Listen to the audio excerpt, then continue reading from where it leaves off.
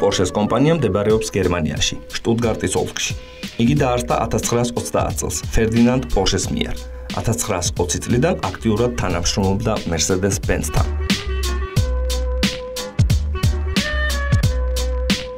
როდესაც სათავეში ჰიტლერი მოვიდა, გერმანიის მთავრობა სულ ფიქრობდა, თუ როგორ გაესწრო ამერიკული კომპანია Ford-ისთვის. პროექტის ახალ ავტომობილი სწორედ ფერდინანდ Porsche-ს შეუკვეთეს. პირველი Volkswagen-ის დიზაინი მას ეკუთვნოდა. ეს ავტომობილი მთავრობას მოეწონა, მაგრამ ხალხის დიდი სიყვარული არ გამოუწვევია. მეორე მსოფლიო ომის დროს Porsche აპროექტებდა და აწარმოებდა სამხედრო ტექნიკას გერმანიაში. ომის დამთავრების შემდეგ ფერდინანდმა რამდენიმე ხანი საფრანგეთის ციხეში გაატარა. ციხიდან გამოსulis შემდეგ მან გააგრძელა თავისი საქმე და სპორტული მანქანის პროტოტიპი შეიმუშავა. 1958 წლის 8 ივნის ფერი Porsche-მ ამ ავტომობილის გაყიდვის ლიცენზია აიღო. 1951 წლის 30 იანვარს ფერდინანდ Porsche გარდაიცვალა. თავდაპირველად 356-ს ჰქონდა Volkswagen-ის ძრავი, სამუხრუჭე სისტემა და სიჩქარის კოლოფი. შემდეგ ეს ყველაფერი Porsche-მ საკუთარით ჩაანაცვლა.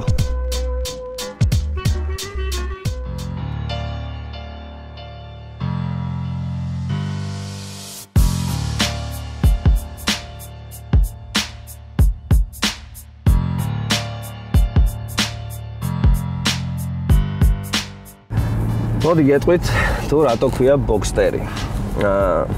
აქ გააერთიანეს ორი სახელი, Boxster და Roadster. და რას ნიშნავს? Boxster ალბათ მიხვდებით, რომ რაღაცა მისი ფორმებიდან გამომდინარე უწოდეს ამ ავტომობილს. Roadster, რა თქმა უნდა, ნიშნავს კაბრიოლეტს, რომელშიც ჩვენ ახლა ვზივართ. დრაივზე მანქანა მიდის წყნარად, მშვიდად, არ არის აგრესიული. რა თქმა უნდა, როდესაც მექანიკურ რეჟიმში გვაქვს, მაშინ ჩვენ მართავთ მანქანას, როცა გვინდა გადავრთავთ, იგივე აქვს სიჩქარის კოლოფი ხელზე.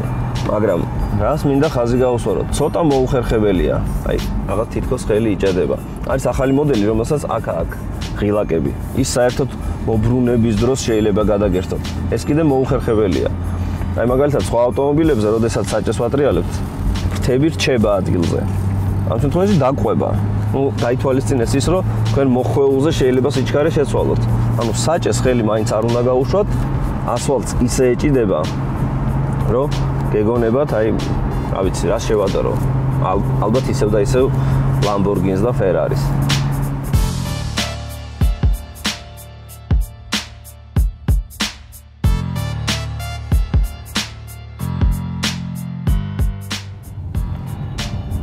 კაი, დაუბრუნდეთ. გავთიშოთ ამორტიზაცია, გავთიშოთ სპორტული რეჟიმი, რა თქმა უნდა, მოცურების საწინააღმდეგო სისტემაც აქ ცოტა უგზოობაა და აი, მანქანა დარბილდა.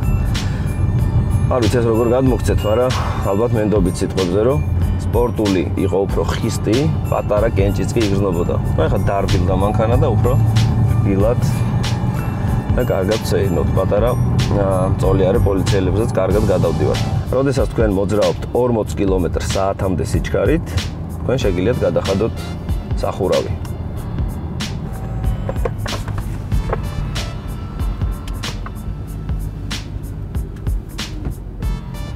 აჰა. ფანჯრები აიწია ბოლომდე, რა თქმა უნდა, და უკვე შეგიძლია მიიღოთ სიამოვნება.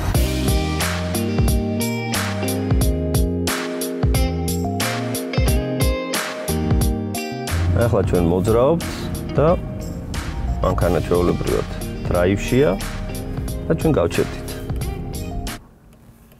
ავტომობილი ჩაქრა. უბრალოდ მუხრუჭს მივაჭირე და ავტომობილი ჩაქრა.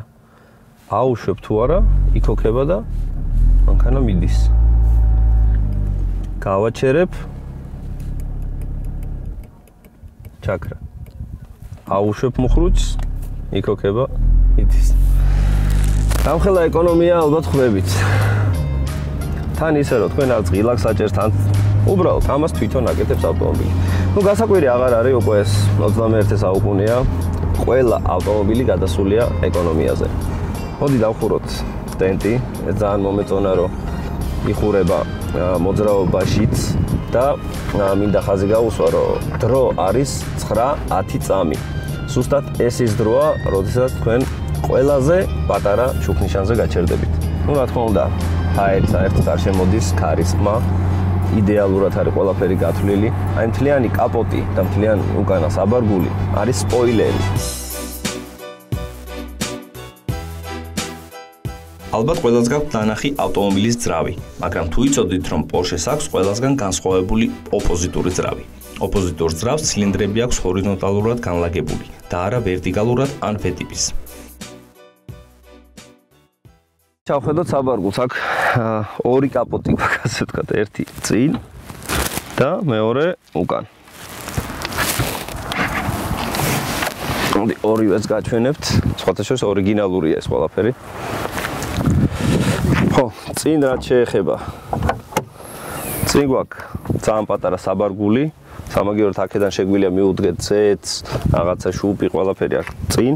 აქ არის დამხმარე რაღაცები, დანგრატი და ეხლა უკან. უკანაც საბარგული.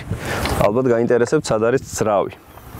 ძრავი არის აი ამის უკან და არის განთავსებული გრძივად. ეხლა მე ცოტა შემცივ და ჩავიცმევ და მაინც კაბრიოლეტია, მაინც ჯერ ცივა. აი მე რატომღაც მინდა რომ ამ ავტომობილს ჰქონდეს უკვე თანამედროვე ავტომობილს რაღაცა კუთხოვანი დიზაინი. კუთხოვანი დიზაინი უფრო აგრესიულს გახდიდა ამ ავტომობილს, მაგრამ მაინც არ ღალატობენ სტილს. და ერთ რაღაცას მინდა კიდე ხაზი გაუსვა, რომ თქვენ 200.000-იან Porsche-ში ზიხართ თუ 20.000-იან Porsche-ში, მაგას მხოლოდ დაკვირვებული თვალით თუ მიხვდება. ანუ განსხვავება არც ისე დიდია. ეხლა ორ სიტყვას გეტყვით მის კონკურენტებზე, რადგან გერმანულია, დავიწყებ ისევ გერმანული ავტომობილებით, ეს არის BMW Z4 და Mercedes-ი SLK. დიზაინით, აი წერან კუთხოვანი დიზაინი ვახსენე და Z4 რატომღაც უფრო მომწონს და მით უმეტეს ახალი. და ახალი Z4 ძველისგან განსხვავდება, ისევ და ისევ ხაზი მინდა გავუსვა, ალუმინის სახურავით. ალუმინის სახურავი უფრო პრაქტიკულია და მე მგონი ალბათ გახსოვთ, რომ ეს SLK-მ თავიდანვე პირველივე მოდელი გამოუშვა ალუმინის სახურავით. BMW მიხვდა, Porsche ჯერ ვერა. მაგრამ რა ვიცი, არის ტარგა, არის უფრო კომპაქტები, რომლებსაც აქვს მარტო ამოსაღები სახურავი.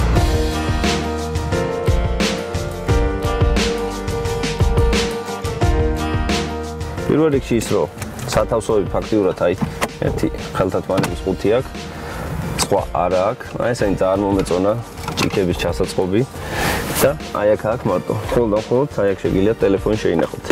სხვაგან არსად. ძალიან მომეწონა. რა თქმა უნდა, Porsche-ს გასაღები, ფაქტიურად ეს უკვე სავიზიტო პარათია. მინდა მოგასმენინოთ ამ ავტომობილის ხმაც. მეგონი არც ისე ცუდია და დიზაინი. რა თქმა უნდა, ტყავით გაწყობილი საჭე, რომელიც ძაფით არის შეკერილი და აი ესეთი კოლოფი, რომელიც არის ორიგინალური. ესეთი აქვს მხოლოდ Porsche-ს და ეს ბარი. Porsche Boxster 90-იანი წლების ბოლოს ჩაიფიქრეს, ხოლო გამოდის 2000 წლიდან და ყოველ 2 წელიწადში უკეთდება რესტაილინგი. რა თქმა უნდა, მისი უსაფრთხოებაც უმჯობესდება.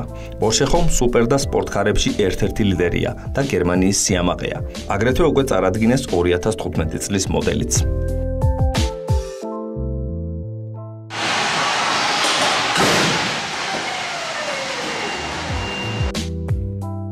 აგრეთვე ის გამოცადეს ავარიის დროს, როდესაც ის მოძრაობს 25 მილი/საათში სიჩქარით.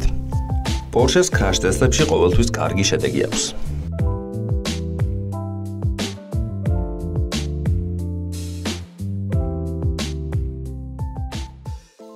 როდესაც გადავრთავთ უკანასვლის რეჟიმში, ხედავთ, აქ გამოდის მხოლოდ პარკინგი.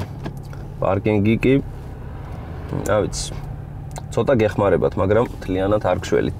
იმიტომ რომ ხედვის კუთხე არ აქვს ამ ავტომობილს კარგი, ანუ დაბლა, ფაქტიურად არაფერი არ ჩანს არც სარკეებში და არც წინა მხარეს. და ამის ტკივილი კი არის ის ბორდიურები, რომლებიც ჩვენ ხშირად გვხვდება. და აგრეთვე პარკინგიც უფრო ადვილია, როდესაც ეს ავტომობილი გადახდილია. რას ნიშნავს Boxster Porsche-ს ისტორიაში?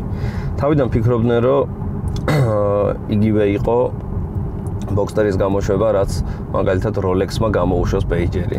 დაახლოებით ესე, მაგრამ მერე როდესაც ეს მოდელი ჩაიფიქრეს 1996 წლიდან 2003 წლამდე გამოდიოდა, ყველაზე მეტი გაიყიდა Boxster-ი. ეს ის წლებია, სანამ გამოვიდოდა Porsche Cayenne. Porsche Cayenne-ის მერე რა თქმა უნდა წავიდა სხვა ერა, თანამედროვე ტექნოლოგიები და მაგის მერე უკვე 2004 წელს გამოუშვეს Porsche Boxster-ის შემდეგი თაობა.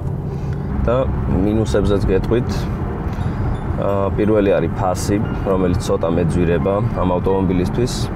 მეორე არის ხისტი დაკიდება, ცოტა გრუბია და არაპრაქტიკულობა.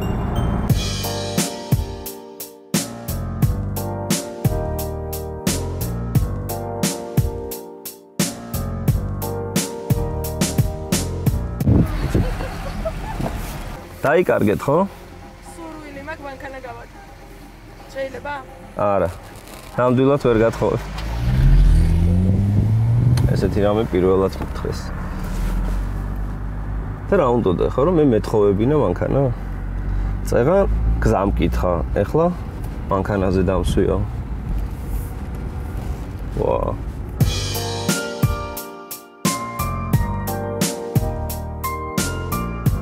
ეს ავტომობილი გამოდის რამდენიმე ძრავით. არის 3.4 არის 3.7, აგრეთვე არის 2.7. ანუ გათვლილია თითქმის ყველანაირ მომხმარებელზე. არიან ადამიანები, რომლებსაც უყვართ კომფორტი და ნელა სიარული. არიან ადამიანები, რომლებსაც უყვართ მანევრების გაკეთება, პატარა წადრიფტავება და ასე შემდეგ. და არიან ადამიანები, რომლებსაც უყვართ მხოლოდ და მხოლოდ სისწრაფე. ასე ვთქვათ, დრაგსტერები. იმათვის მაინც მე Boxster-ს არ ურჩევ, არის ისეთი ავტომობილები, მაგალითად GTS-ი, 911, Turbo S-ი, რომლითაც უფრო მეტ სიამოვნებას მიიღებთ. გულისხმობ სწორზე და გულისხმობ დრაგს.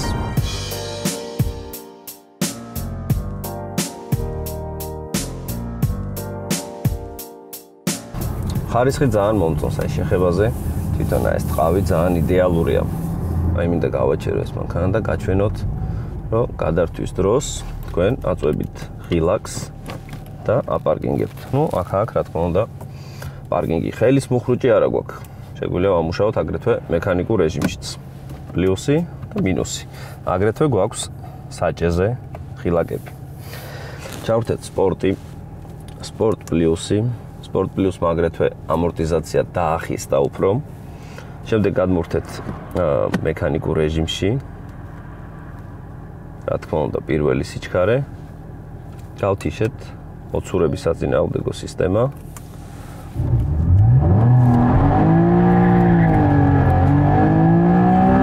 მეორე, მესამე. ვაუ.